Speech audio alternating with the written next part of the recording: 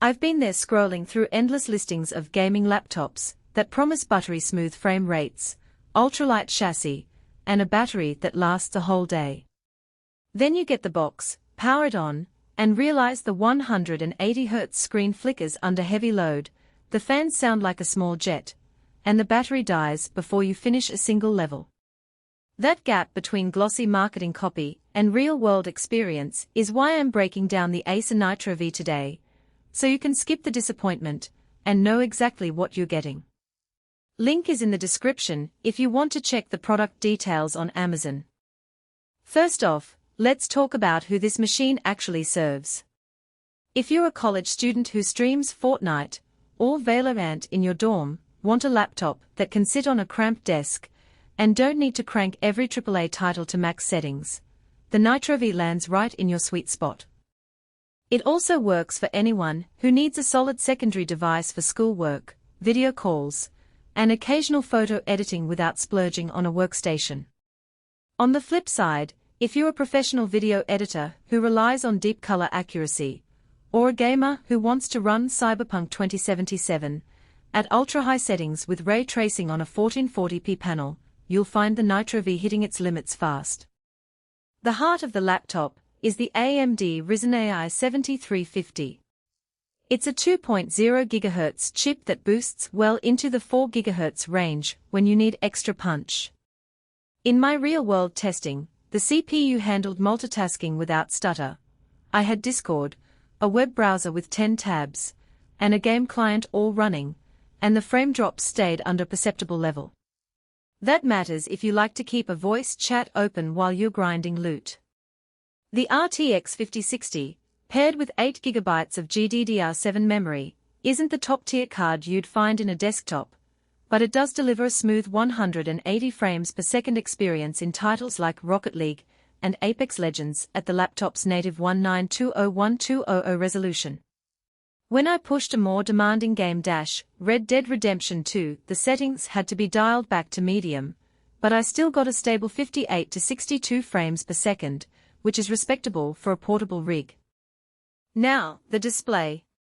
Acer chose a 16-inch WUXGA IPS panel that runs at 180 Hz.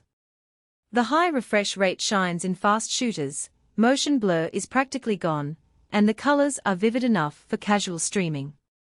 However, the panel's peak brightness tops out around 300 nits, which means in a bright room or sunlight the image can wash out. If you plan to game in a well-lit cafe, you'll probably need to bump the brightness up and still notice some loss of contrast. The 1920x1200 aspect ratio gives a bit more vertical space than a classic 16:9 screen, which is nice for coding or reading PDFs. But it isn't a substitute for true 1440p clarity. Storage and memory are where the Nitro V feels modern.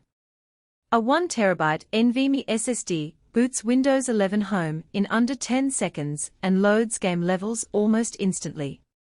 I swapped out the default 256GB game install folder for the larger partition without any hiccup, and the SSD's sustained write speeds kept my recordings from lagging when I streamed Valorant on Twitch.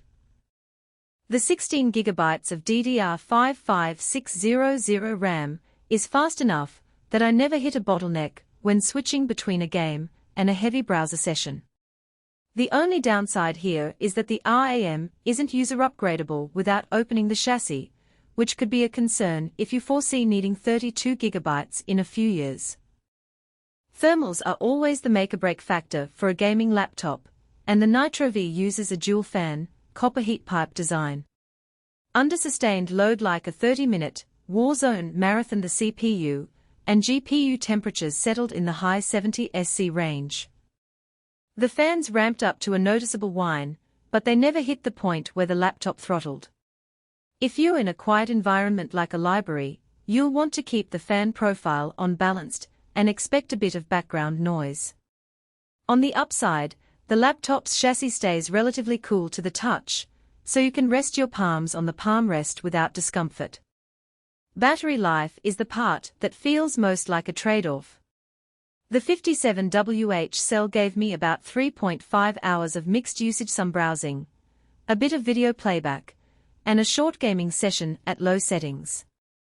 That's typical for a machine pushing a 180Hz panel and a mid-range GPU, but it's still something to keep in mind if you plan to game away from a power outlet.